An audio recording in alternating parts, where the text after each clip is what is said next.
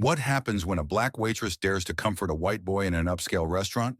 His father had no idea who she really was. What happened next left the entire room speechless. Ava Johnson knew how to be invisible. That wasn't a talent, it was survival. At Elliott and Sons, one of those glittering downtown Chicago restaurants where the cheapest wine on the list could pay your rent for 3 months and the clientele wore wool coats more expensive than a used car, being a black waitress meant you were part of the furniture. You moved in silence, served with precision, and smiled just enough to keep from being called unprofessional. You were not supposed to exist in the room as a person. No face, no feelings, and Lord knows, no dignity. Just a tray, a uniform, and the ability to vanish when not needed. It was a Friday night, the kind that made Wall Street types feel like kings and hedge fund babies order foie gras like it was fries. Every table was packed, white linens crisp as judgment, crystal glasses that made a sound like frost breaking when you touched them. The piano in the corner was playing something slow and rich. Money didn't just eat here, it sat back and judged the plating. And there, in the middle of all this gloss and performance, Ava saw him, the boy, 6 or maybe 7 years old, skin pale like porcelain, sat at a corner table with a man who could only be his father. The man had the posture of someone who'd sued a mayor and won. Sharp suit, platinum watch. One of those white men whose power was woven into the way he blinked, slow and expectant. But the boy was breaking, not with tantrums or noise, but with quiet, real tears. Big, round ones sliding down his cheeks and soaking the linen napkin clenched in his small hands. He wasn't whining. He was grieving. Something invisible, something too old for his age, was unraveling in public. Ava hesitated, one step away from her assigned zone. She knew what the handbook said. Do not interfere. Do not personalize. Do not, under any circumstances, be seen doing something human. But she wasn't about to let that child keep drowning in silence. She walked over, silent as always, but this time she placed a fresh napkin gently in front of him. Here, baby, she said, her voice soft, like velvet wrapped in steel. It's okay. The boy looked up, took it, no hesitation. That's when it happened. His father's head snapped up like someone had just accused him of not owning the place. His cold gray eyes locked on Ava like she'd spilled wine on his tax records. What do you think you're doing? He asked, voice tight as piano wire. Before she could answer, the manager swooped in. Carol, a woman with the smile of a daytime TV anchor and the soul of a spreadsheet. Ava, she hissed, you know the policy. No unsolicited interaction. Back to the kitchen now. But Ava didn't move, because at that exact moment, the boy, this grieving little stranger, reached up and hugged her, arms small, shaking, wrapped around her waist like she was the only solid thing in the room. Everything stopped. And I don't mean that metaphorically. The piano missed a note. A fork clinked against china and didn't move again. Conversations froze mid-sentence. The room, this monument to expensive comfort and rigid norms, held its collective breath. Then something shifted in the father. The man, Blake Anderson, if the reservation system meant anything, turned pale, not the pale of embarrassment. No, this was the look of someone who had seen a ghost. Slowly, as if his body were remembering something before his brain could catch up, he stood. He didn't bark, didn't command. He just stared at Ava with the haunted recognition of a man forced to remember a mistake he thought he buried years ago. The boy still clung to her. Carol panicked. Ava, you are finished if you don't. My shift ended 3 minutes ago, Ava interrupted, calm, composed. She took off her apron with a grace that made the room feel smaller and quieter. She folded it, placed it on the table. Then she looked down at the boy. I can't dance in an apron, sweetheart. The room audibly gasped, because Ava Johnson, black, working class, invisible, had just done the unthinkable. She had asked to dance, with a white child, in public, in a restaurant where they polish the forks with silk gloves and hire staff to fold the toilet paper into little triangles. And you know what that boy did? He took her hand. Shoes too big, steps uncertain, he followed her out onto the open floor between tables, right in front of the fireplace, and the pianist who, bless his soul, didn't miss a beat. He kept playing like he'd been waiting his whole career for this exact moment. Ava didn't lead. She let him guide her. Slow, awkward movements. His feet dragged, his shoulders hunched, but his face started to change. Bit by bit, the tears stopped. The shame slipped off him like old paint. And for the first time in God knows how long, he stood tall. Not perfectly, not gracefully, but proudly. Because Ava gave him that space. And the room? Frozen. Somewhere a woman whispered, "She'll be gone by Monday." But no one moved. Then the father, Blake Anderson, CEO, social titan, man of all the right rooms, stepped forward. "What are you doing?" he asked her, not angry anymore. Just barely holding together. She looked him dead in the eye. "Accepting an invitation, sir." 3 more steps. Then she gently led the boy back to the table, kneeled beside him, and said like it was the most normal thing in the world, "Thank you for the dance. It was an honor." She turned to leave. Wait. That word came from somewhere in Blake Anderson's chest, not his mouth. It was soft, wrecked, honest. "What's your full name?" "Ava Johnson." He said it again, almost reverently, like he was memorizing a password to something sacred. Then he reached inside his jacket, pulled out a silver-edged business card, and held it toward her. "My office, tomorrow, 10 a.m. The restaurant held its breath. No clinking glasses, no fake laughter, just the sound of possibility breaking open. Ava took the card. Her expression stayed calm, but her fingers trembled just enough to prove she still had nerves under all that steel. As she turned to leave, the boy looked up at his father. "Daddy," he asked softly, "why did you do that?" And Blake didn't answer. He couldn't, because for the first time in a long time, he was seeing not a problem to be solved or a reputation to protect, but a person, a small, vulnerable human being who needed more than money or protection. He needed love. He needed truth. And Ava, walking out those doors with her spine straight and heart loud, didn't flinch once, because she knew the system doesn't like women like her, especially when they refuse to be silent. What happened next? Oh, trust me, you don't want to miss it. This moment was just the beginning. The real reckoning was coming. The elevator in the Anderson Capitol building moved with that smug kind of slowness that only expensive machinery can afford. It didn't hum like a machine trying to do its job. It groaned, like it was holding in a judgment, like it knew who she was and thought she didn't belong. Every ding felt sarcastic, like applause from someone who didn't mean it. Ava stood straight as a fence post, fists clenched, back stiff, eyes calm. Inside, there was no fear and no hope, just that heavy cast-iron question banging around her gut like a drum in a storm. Why had he called her here? She wore the best she could pull together. An old blazer rescued from a thrift store's half-off rack, a skirt her sister stitched by hand, and shoes that had already survived 2 job interviews, 3 funerals, and a dozen double shifts where dignity had to be more polished than patent leather.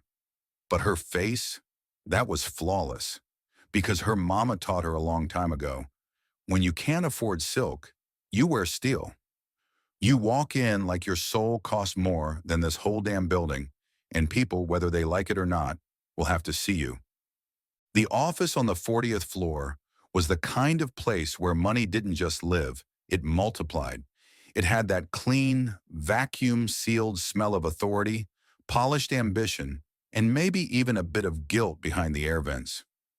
Marble floors, glass walls, cold air that whispered, "Power works here." The receptionist looked up with a face so practiced you could have sworn she moonlighted as a mannequin. Her eyes scanned Ava like she was delivering takeout instead of walking into the heart of an empire. "Mr. Anderson is expecting you," she said, pressing a button like she was initiating a launch sequence, not opening a door. The door slid open like it had secrets to protect. And inside, not an office, a fortress. The kind of room designed to impress people who already have yachts. The carpet looked like it cost more than Ava's yearly income. The painting, some absurd oil thing with horses, seemed to glare down at her like it knew her name and disapproved. And there he was, Blake Anderson, sitting behind a desk the size of a compact car, hands folded like he was about to deliver a verdict. "Ava Johnson," he said, voice level but flickering, like a man trying to convince himself he still controlled this moment. "Thank you for coming." "You invited," she replied, seating herself without hesitation. "I came." No smile, no false niceties, just fact. He gestured toward the chair, and she took it. The silence that followed wasn't awkward. It was strategic, the kind that some people use to force a confession, while others use to hold their ground. Ava belonged to the second camp. "I wanted to know who you are," he finally said, like he was unveiling something important. She tilted her head slightly, just enough to slice the air with sarcasm. "Did the napkin not tell you enough?" It wasn't said for shock. It was just truth, layered in ice. Her voice had no volume, but it hit like thunder. "I didn't know," he began. "Of course you didn't," she snapped, but calmly, "because you people never do. We're the ones who refill your water, bring your steak medium rare, clear your plates, and disappear before dessert. We're trained not to exist. But we have names, stories, families, degrees, memories. And sometimes those memories are connected to you, even if you'd rather forget them." He leaned back in his chair like her words had weight, and for the first time, maybe in years, his hands weren't still. They trembled, just slightly. "I want to help," he said after a pause that stretched like winter. "I found out who you are, and Who am I?" She cut him off again. "Your son's sister, the daughter of the woman you pretended was just a chapter you didn't have to reread?" He didn't argue, didn't defend. He opened a folder instead and slid a thick stack of papers toward her. "This is the educational initiative from the Anderson Foundation. I want you to lead it. Resources, funding, salary, whatever you need." "Why?" Her voice stayed flat. "Because the guilt finally got louder than the money?" He looked up. "No," he said, "because the pain finally caught up." Now that made her pause, not out of sympathy, but recognition. Because pain, real pain, the kind that seeps into your bones and doesn't leave, is universal. It makes saints out of some and cowards out of others. And for once, Blake Anderson looked less like a titan of industry and more like a man haunted by something he could no longer out-earn. "You knew my mother," she said softly. A statement, not a question. He nodded, slowly, ashamed. "She was young, brilliant, and poor. I was the one with the luxury of choosing what to walk away from, and I chose cowardice." Ava didn't blink. "You don't get to be proud of that honesty," she said.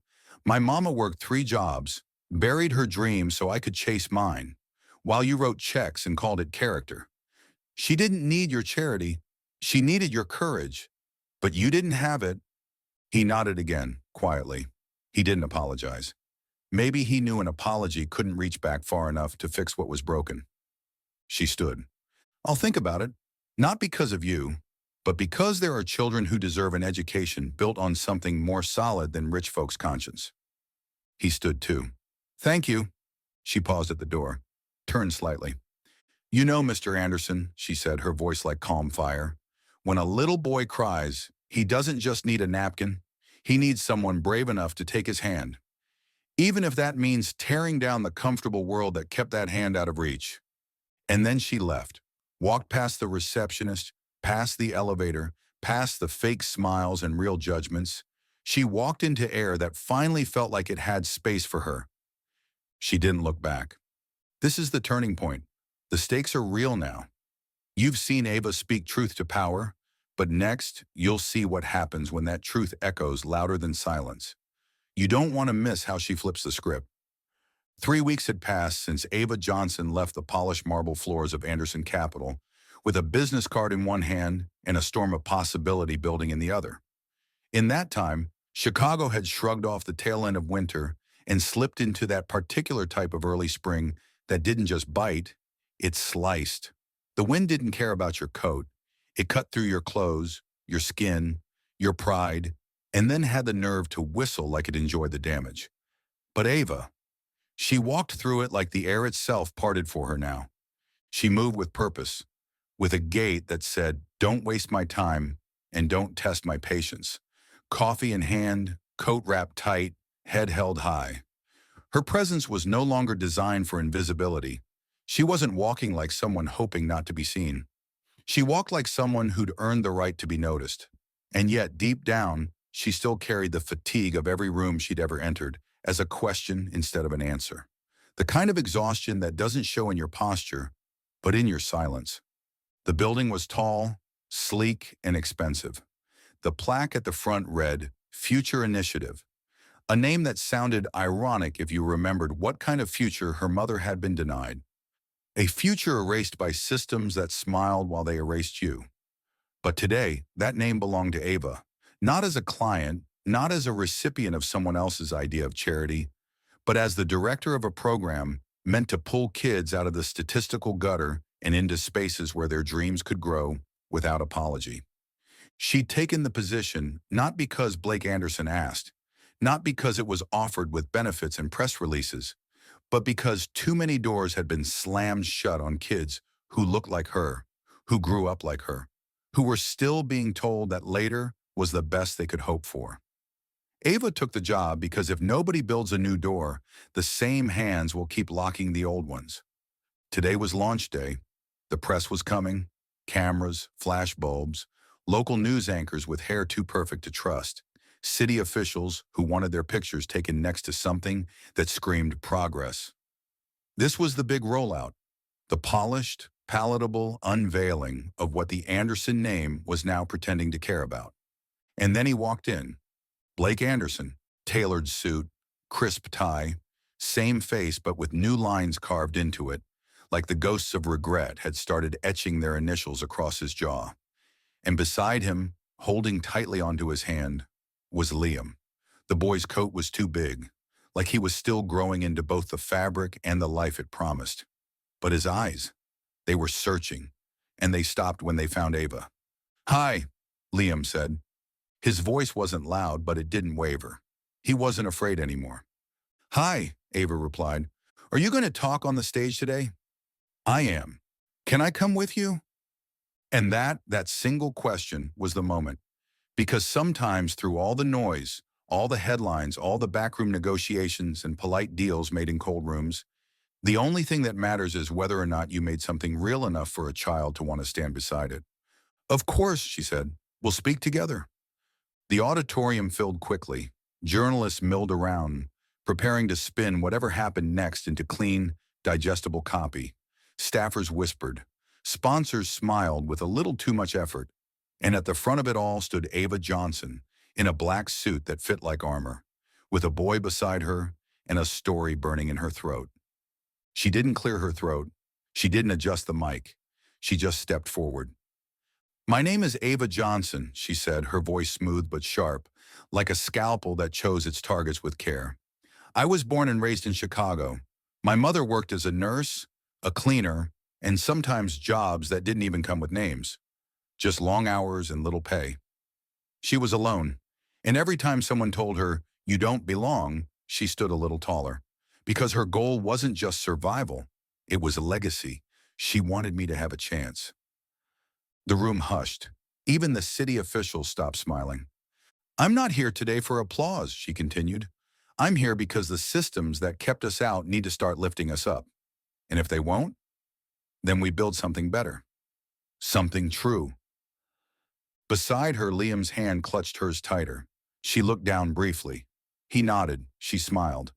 And then it happened. A journalist, the type with polished shoes and a pen that could kill a career in under 3 paragraphs, raised his hand and asked, "Ms. Johnson, why you? There were other candidates, more experienced, better known." There it was, disguised as curiosity, wrapped in professionalism, dipped in civility. The kind of question that pretended to be harmless, but had the same energy as a locked door. And for one breath, Ava almost answered. Almost gave him the speech she'd rehearsed for moments like this. But then, Blake stepped forward. "I'll take that one," he said. Cameras shifted. "Because if I'd seen women like her earlier," he began, "if I'd had the courage to acknowledge them, I wouldn't have lost my daughter." Gas rolled through the room like thunder. "I made a mistake," he continued. "A mistake I didn't pay for. Until now. I ignored a woman who carried my child. I chose ambition over honesty, and today I'm not here as a philanthropist. I'm here as a man finally trying to face what he ran from. He looked at Ava. Really looked. No more walls. No more roles. She is my daughter. Flashbulbs exploded. Reporters scrambled for quotes. The room cracked open with the sound of perception shifting. But none of that mattered. What mattered was Liam, who turned to her with wide eyes, and in them, she saw something she'd never dared to expect. Family. From that day forward, everything changed. The headlines came, the stories were told. Her face appeared on magazine covers and morning talk shows. The Future Initiative gained funding, expanded programs, built centers in neighborhoods that had been marked for failure. And Ava, she didn't chase fame, she chased freedom. For others, for herself. Late at night, walking home through those cold Chicago streets, she'd sometimes think back to that evening in the restaurant. A napkin, a tear, a hug, a dance. How all of it had started with a simple act of empathy, unasked, unallowed, and absolutely necessary. She'd whisper into the wind, "Mama, you were right." Because in the end, the world only sees those who refuse to disappear. This was never just about one woman or one man. It was about who gets seen, who gets believed, and who gets to change the rules. And Ava? She didn't just walk through the door. She left it wide open behind her.